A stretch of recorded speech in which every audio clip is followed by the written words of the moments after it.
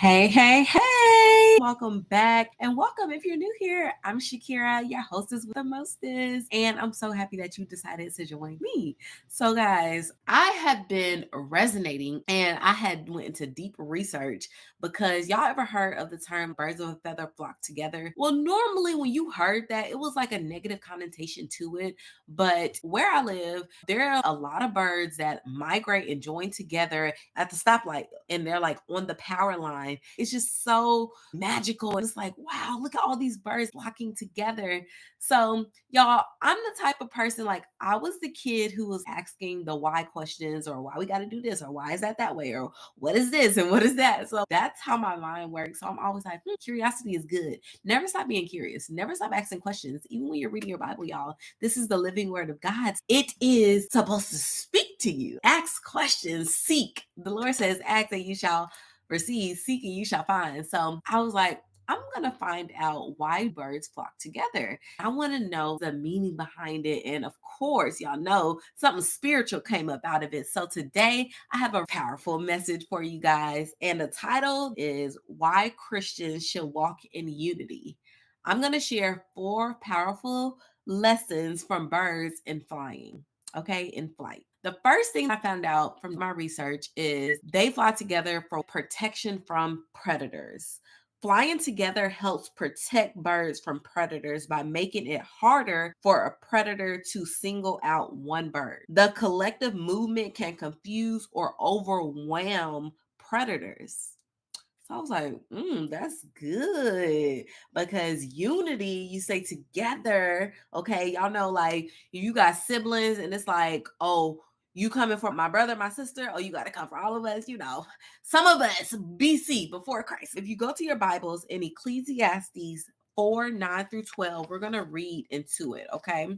Go to Ecclesiastes 4:9-12, and we're going to read. So it reads, 2 are better than one because they have a good return for their labor. If either of them falls down, one can help the other up. But pity anyone who fails and has no one to help them up. Also, if 2 lie down together, they will keep warm. But how can one keep warm alone? Though one may be overpowered, 2 can defend themselves.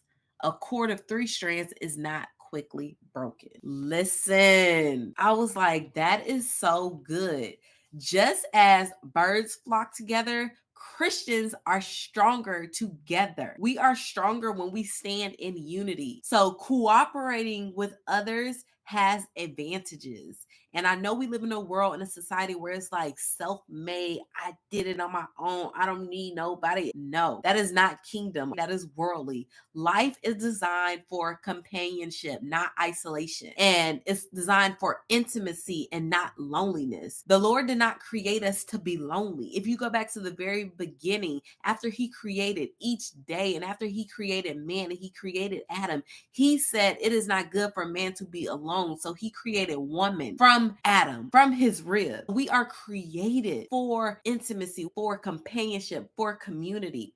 We are here on earth to serve not just ourselves, but to serve God and others. You got to be a team player. I like the acronym TEAM. Together, everyone achieves more. We can defend one another from spiritual attacks and the challenges we face in life, providing support and encouragement to one another. That is why it's important for Christians to be in unity. We need to protect each other from predators. We need to fly together. We need to flock together. I thought that was so beautiful and profound, yet so overlooked in the world. Society tells you you can do that all by yourself, or it's lonely at the top and drop this person. We got to get out of looking at things worldly and look at it spiritually, look at it from the kingdom. Brings me to number 2, which is birds fly together for energy conservation. In formation like the V shape, birds take advantage of aerodynamics. The bird at the front breaks the wind resistance, and those following benefit from flying in slipstream, which reduces the effort required to fly. So they're conserving energy. Not just one person is carrying the load, like they're helping each other.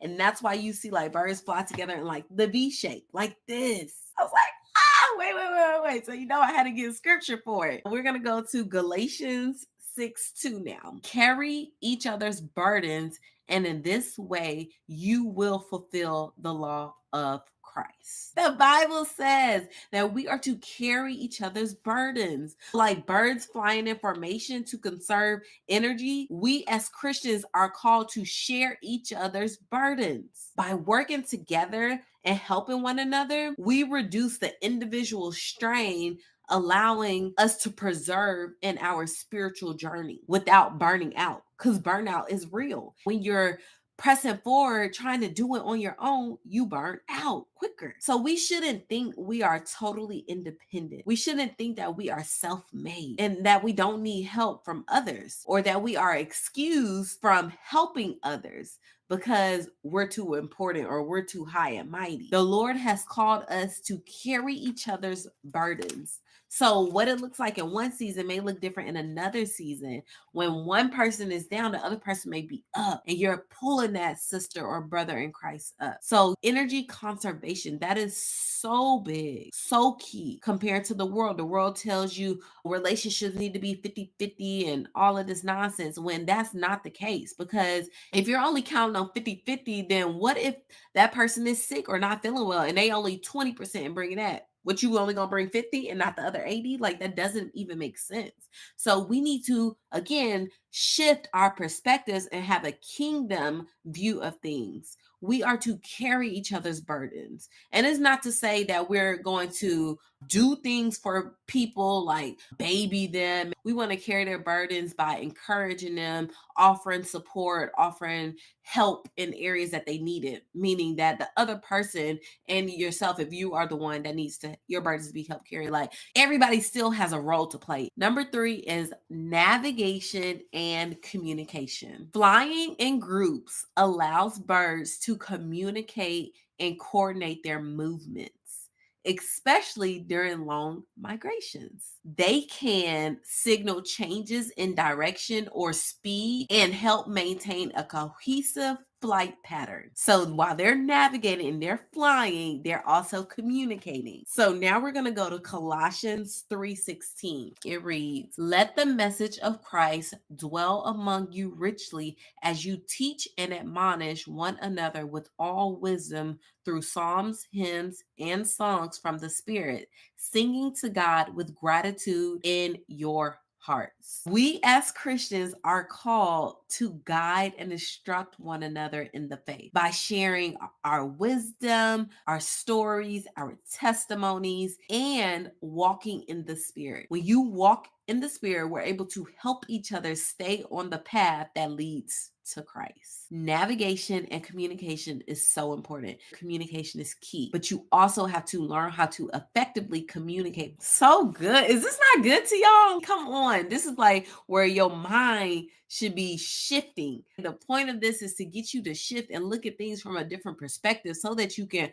walk by faith and slay plus pray each and every day. The journey is not easy. The Lord never promised us it will be easy, but it will be worthwhile. And as we continue to put things in our toolbox, we will have things to help us navigate every step of the journey, in the valleys, on the mountaintops, all of the things. So let's go to number 4. Number 4, what I found out, y'all, is the social behavior. Birds are often social animals, and flying together, which reinforces group bonds and cooperation, which can be vital for survival, especially in migrating species.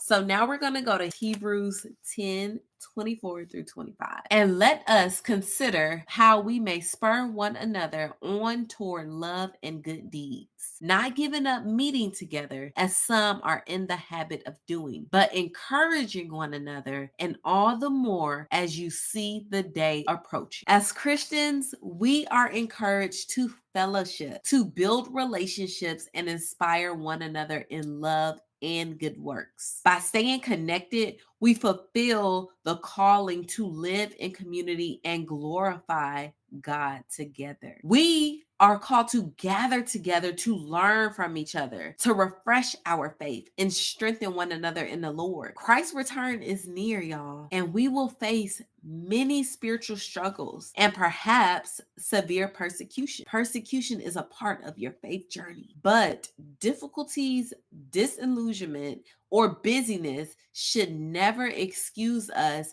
from missing time of fellowshipping at church, at your homes, going out, doing things together, Bible study, retreats, or conferences. None of those things are an excuse to miss those type of fellowship moments because they're important. It's important that we come together and rather motivate us to make a greater effort to be faithful in meeting with other believers. It's important. And these analogies that I just shared with the birds show that just as birds thrive by flying in unison, Christians grow stronger and live out their faith more effectively when united in Christ. Y'all, the body of believers, the Christian faith, we are the most divided. Like, it doesn't even make sense. We are supposed to come together in unity for Christ Jesus, and yet we have the most division, strife, discord, and online bullying. We have got to come to our senses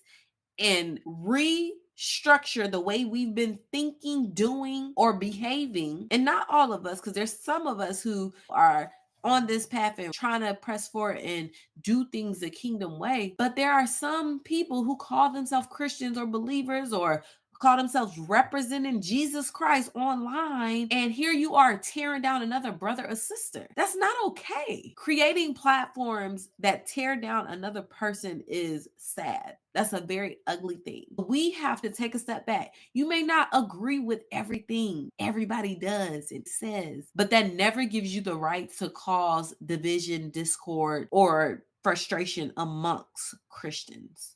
We are called to unity. So, my plea to y'all, I ask that you consider all the things I discussed today about the birds and look at that analogy on how you can incorporate into your life and do better as a Christian and bringing Christians together in unity. It's very much possible.